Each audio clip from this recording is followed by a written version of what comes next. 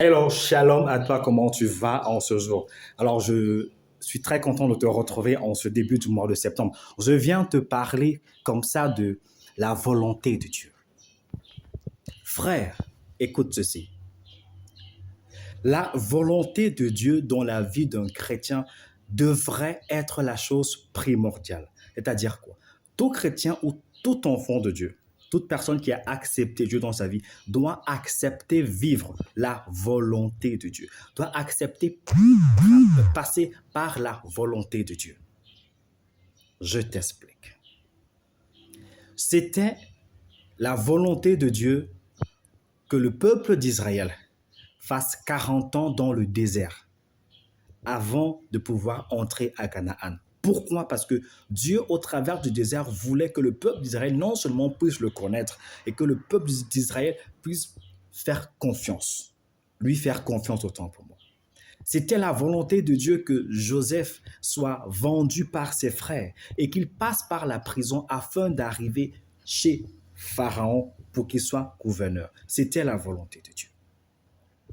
C'était également la volonté de Dieu que Jésus soit hué, que Jésus soit craché dessus, que Jésus soit fouetté, que Jésus reçoive une couronne d'épines sur la tête et qu'il soit crucifié à la croix pour toi, pour moi, afin d'être sauvé, afin que le voile puisse se déchirer, afin qu'il soit, comment dire, le seul intermédiaire entre Dieu et nous. Ça, c'était la volonté de Dieu, que Jésus passe par des souffrances. Au jour d'aujourd'hui, beaucoup de chrétiens, alors beaucoup d'enfants de Dieu pensent que quand on vit des situations, quand on vit le refus, quand on vit le refus, quand on vit le rejet, quand on vit la limitation, la stagnation, forcément et automatiquement, c'est l'œuvre du diable. Moi, je veux te dire non. Ça peut être la volonté de Dieu. Dieu veut te faire passer par ces situations parce qu'il veut changer un caractère en toi, parce qu'il veut ouvrir ton esprit, parce qu'il veut t'amener à une autre dimension. Lui-même, il le dit, il pouvait faire passer le peuple d'Israël par un chemin où en 3 jours, ils arrivaient à Canaan. Maintenant, il les a fait passer par le désert. Rien ne peut se faire sans la volonté de Dieu. Un enfant de Dieu, un chrétien qui reste sur la volonté de Dieu ne pourra pas être, comment dire, ne pourra pas être touché par le diable. La Bible dit, le diable rôde cherchant qui dévorer. Le diable ne peut que rôder et chercher tant que tu restes sur la volonté de Dieu. Dès que tu t'éloignes, tu deviens une proie très facile parce que tu t'exposes, parce que tu n'es plus sous la volonté de Dieu, tu n'es plus sous la couverture de Dieu. Par conséquent, tu t'exposes à tous les méandres du diable. Oui, c'est vrai. On a souvent tendance en tant que chrétien euh, à se dire que tout ce qui est bien, c'est Dieu et tout ce qui est mauvais, c'est le diable. Or, c'est faux. Non. Dieu peut te faire vivre le rejet pour t'amener à être grand.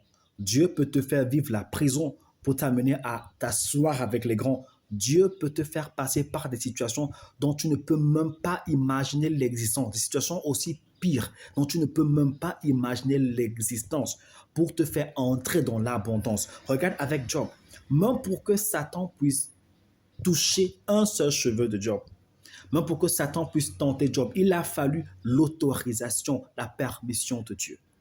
Sans l'autorisation de Dieu, donc sans la volonté de Dieu, même le diable ne peut pas te toucher.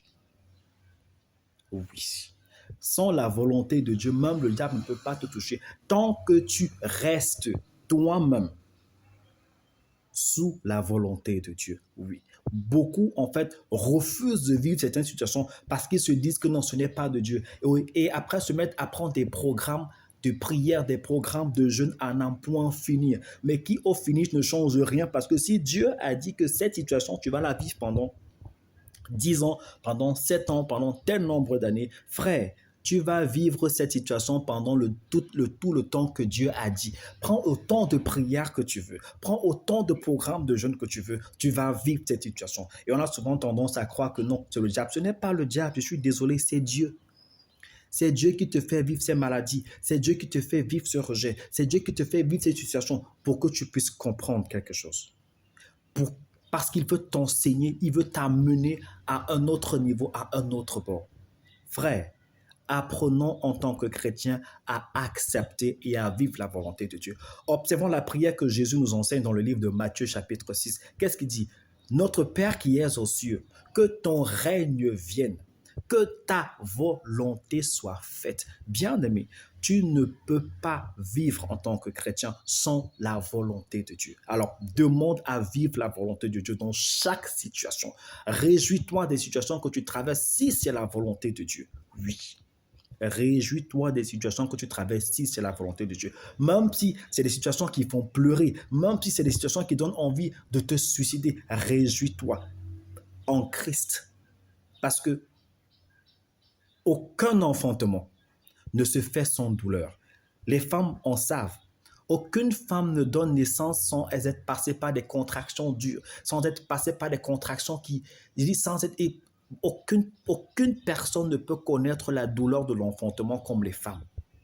Alors, au bout de toutes ces contractions, au bout de toutes ces douleurs, qu'est-ce qui se passe? Elle donne naissance à un enfant qui qui leur donne en fait d'oublier toutes les douleurs qu'elles ont pu traverser, toutes les souffrances qu'elles ont pu endurer pendant le processus de grossesse. Oui, et ça apporte la joie. Et c'est comme ça avec Dieu. Aucun enfantement ne se fait sans douleur.